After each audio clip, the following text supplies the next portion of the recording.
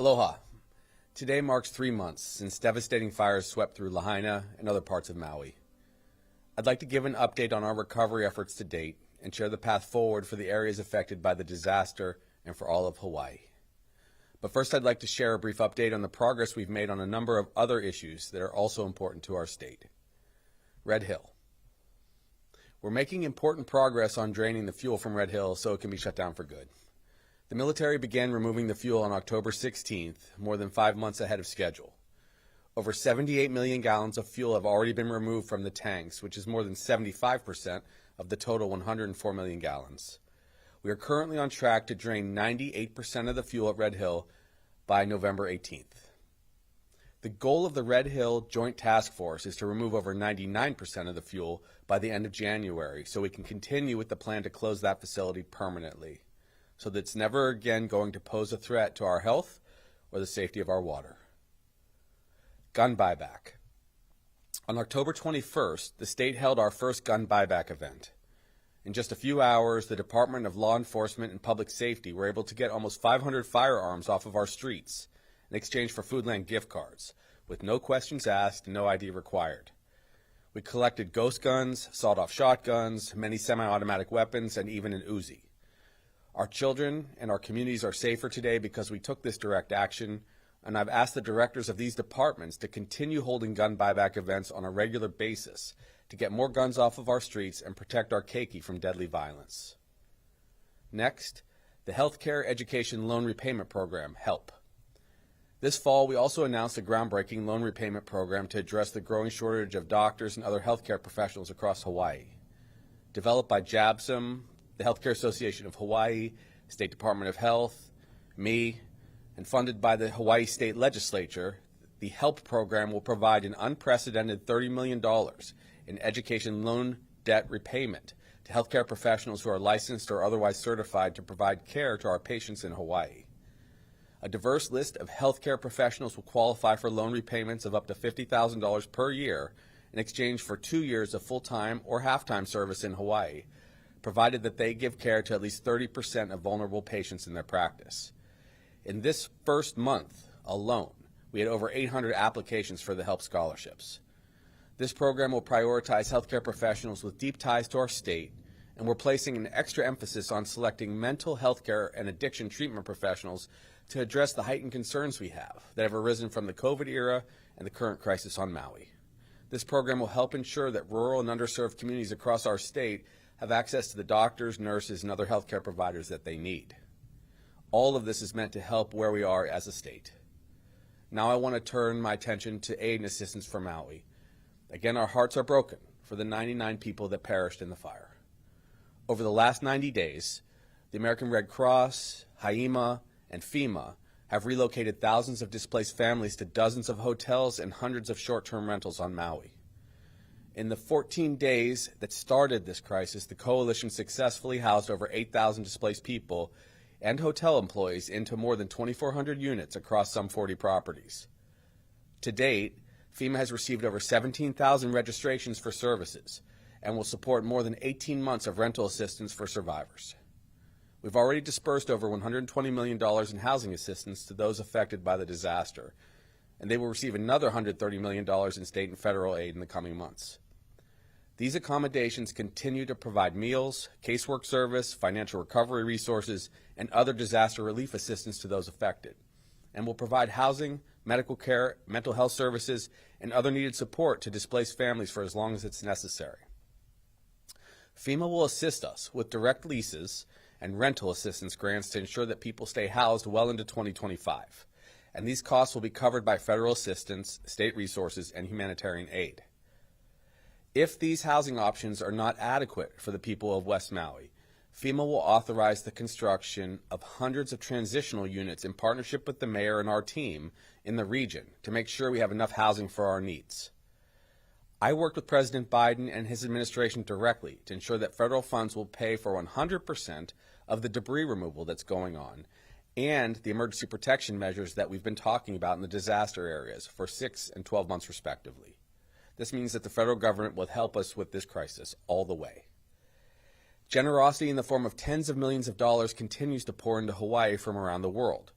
through the American Red Cross, the Hawaii Community Foundation, the Maui United Way, and other organizations. I've authorized $100 million from a special Temporary Assistance for Needy Families Fund, it's called TANF, to match what others donate, effectively doubling the power of their contributions to help affected families pay for housing, transportation, food, clothing, and other needs. To date, nearly 1,000 families have applied for these funds. We've begun to also provide relief to local businesses in the form of emergency grants distributed by the Maui Economic Opportunity Team aimed at preventing bankruptcies. Working with House and Senate leaders and in partnership with Maui County, we've made $12.5 million available in the form of forgivable loans, up to $20,000 each, to help local businesses survive and recover. This complicated effort has started slowly, but we will soon accelerate it to help businesses across Maui. The One Ohana Initiative. These programs I've just described, developed with public officials, community, and business leaders from across the state, are what we refer to as the One Ohana Initiative. It was created to provide resources and support local families, as you hear, affected by the Maui fires and other emergency needs. An important new part of the One Ohana Initiative, which I'd like to announce this moment, right now, is the Maui Recovery Fund. This is intended to rapidly provide funds to Maui families who have lost loved ones or who have suffered serious injuries in the fires. It will be modeled after the 9/11 Victim Compensation Fund that was created to support families who lost loved ones in that tragedy. Participation in the Maui Recovery Fund will be completely voluntary, and the goal is to get as much money as possible to affected families as quickly as possible, cutting out delays and eliminating uncertainty. We already have commitments of over $150 million to the Maui Recovery Fund from our initial partners, which include State of Hawaii, Maui County, Kamehameha Schools, and Hawaiian Electric. In the coming weeks, we anticipate many other organizations across Hawaii and individuals will join this coalition to support those affected and help them recover. Our message should be clear. In Hawaii, during difficult times, we come together to help one another. And right now, we are coming together to help those who have suffered the most. Over time, the fund will also be used to help families in West Maui recover from the disaster in other ways, including rebuilding homes that they've lost. And in order to finance this next phase of the recovery effort, all options will be considered to supplement charitable giving, including securitization plans that are in the interest of all of Hawaii.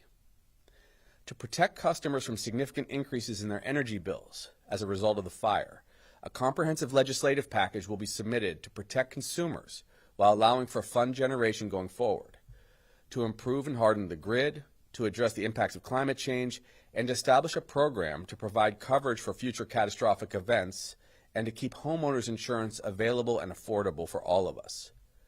All of these actions will be taken to better protect Hawaii from fire risks going forward.